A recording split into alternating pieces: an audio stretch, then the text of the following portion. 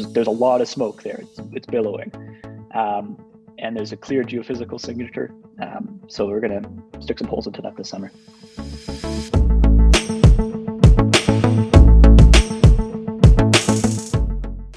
Well, hello, welcome to Assay TV. Today I'm delighted to be joined by Nikolas Matysek, who's the CEO and Director of Snowline Gold Corp. Snowline Gold Corp was launched in February of this year and listed on the CSE through an RTO at the beginning of March. But Nikolas, the company is a very new company, but the projects that you've got in your portfolio, they've been sort of gathered together, staked out and examined over a sort of a 30-year period. Before you're now bringing them to the public markets for the first time. Tell us a little bit about the background to the company and what you've got and where they're located. Sure. Well, thank you very much for having me on. I'm really excited to tell the viewers about Snowline Gold and our very impressive project portfolio. As you said, we have 7 projects in the Yukon. And they'd been put together over 30 years by a father and son prospecting team, Ron and Scott Birdall. Scott is our COO, PGO, MBA, great technical credentials, lots of experience. And his father, Ron Birdall, won Prospector of the Year in 1997, has multiple prospects move on to development and production. It's great to finally get these assets in a public vehicle to get a little bit better visibility. A lot of work had been done by some private operators about 10 years ago, but now with the benefit of time, we're ready to take that next step. And in addition to Scott and Ron on your technical team, you've got some other sort of pretty heavy hitters there. Tell us a little bit about who you've got on the team. Yeah, we have 2 key members of the technical side. Craig Hart.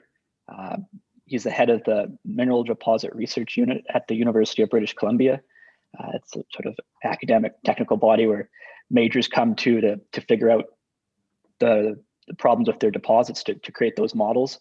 And he worked for the Yukon Geological Survey for 14 years. He's respected academically, and in the Yukon, he's a huge asset for us.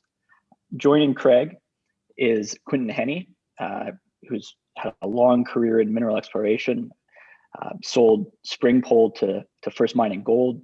Now it's a 3.8 million ounce gold deposit, moving towards production. He's been a great asset. He's been working very closely with Scott to put our deposit thesis together. And it's just great that we can rely on this experience that we have on the team. Absolutely, a lot of experience there, both in the Yukon and in very early stage exploration. And also on the corporate side, you're not lacking expertise there as well. I mean, you've got quite a track record on your board of people who've had experience of building and then selling companies. Tell us a little bit about that side of the business. That's correct. Our lead advisor is Paul Matysek. He sold 5 publicly listed companies across commodities. Across jurisdictions. And he's now in the process of selling his 6th. I'm fortunate to be his son, and I've been able to pick up a lot along the way. But to have him involved in a very meaningful way in Snowline gives us a great chance of success. And other shareholders, who else is on the register? We have some key shareholders that we're very happy to have on board. We have Eric Sprott, a key shareholder, Keith Newmeyer of First Majestic. He was instrumental in putting this deal together. He retains a large stake. And we have Quentin Henney and his fund Crescat out of Colorado, key shareholders. And finally, Palisades Gold, a big force behind Nevada King and Newfound Gold in Newfoundland. They're also key shareholders, and we're happy to have them all on board. You're a lot of heavy hitters there. If we can focus now in on the project, tell us a little bit about. So you're on the Selwyn Basin there. It's a relatively underexplored region there, but obviously Scott and Ron have spent, as you say, 30 years up there, sort of looking under every rock. Tell us a little bit about the work that's been done to date to sort of hone in on your targets. Sure. The projects were originally optioned to a private group, and they spent $20 million over a couple seasons, collected tens of thousands of soil samples, geophysical surveys, some very sporadic drilling. They didn't have a strong background in mineral exploration. They lost their funding and they lost the option.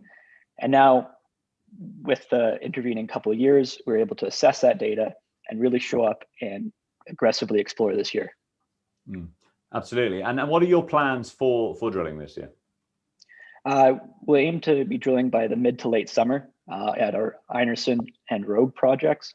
A couple key targets at Rogue, the Valley and Gracie targets. And at Einarson, it's Mars and Mars Northeast. And the Einarson project is a pretty extensive land package you've got there. Tell us a little bit about that. Yeah, the Einarson covers 62,000 hectares in the Selwyn Basin. We're seeing indications of multiple deposit types from Carlin-style carbonate-hosted gold to the upper reaches of orogenic gold systems. We're getting great results at surface, up to ounce per ton gold, through the Misty trend, multiple grams over 30 kilometers through this valley bottom. There's a lot of smoke in the area, and the exploration this summer is really going to focus in on where that's all coming from. And Rogue is a little bit smaller, but tell us some details on Rogue. Yeah, Rogue is an intrusion-related gold system. It's thought to have an intact mineral carapace. Very high-grade results at surface again, 152 grams per ton at surface, 150 grams. Like there's a lot of smoke there. It's billowing, and there's a clear geophysical signature. So we're going to stick some holes into that this summer. Absolutely. I mean, one of the issues that some explorers have found recently is a shortage of drill rigs now that everyone's out there drilling. How's the situation in the area you're in? We have our driller contracted already. We're very proactive. We're having Scott live in the Yukon and grew up there is a huge asset. Having someone that the service providers would have gone to high school with, it goes a long way and helps us get the right people. Absolutely. So you're ready to go. And as you mentioned, the previous owners, they spent 20 million on the project. So it's not as if you're going out there doing some absolutely sort of grassroots exploration. You're honing on some well explored targets already. Yeah, we're in Snowline's in a really very unique situation that we're still early stage, but we're moving on to drilling. We're a couple years ahead of someone else without that exploration database. So we're ready to make some noise this summer. And in the Selwyn Basin, who are your neighbors? We have Attack Resources. They have a 1.7 million ounce gold deposit just 20 kilometers to the west. There's been some base metal production closer to the Northwest Territories. And there's a previous producing silver mine, the Plata mine, that has some road infrastructure that we hope to leverage in the future.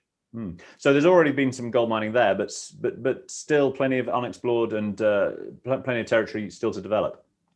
Absolutely. Across our 62,000 hectares, which is a key cornerstone position in the Selwyn Basin, we're really ready to break that open. Fantastic. Well, we look forward to sort of seeing your results come out over the summer. When do you hope to sort of have the drill bits turning, do you think? Mid to late summer, June, July, August, get drilling through there. I think we're going to run into the same issue that all junior explorers do. It takes a little while to get the assay results back, but we'll have some good indications this summer while there are people on the ground what we're dealing with.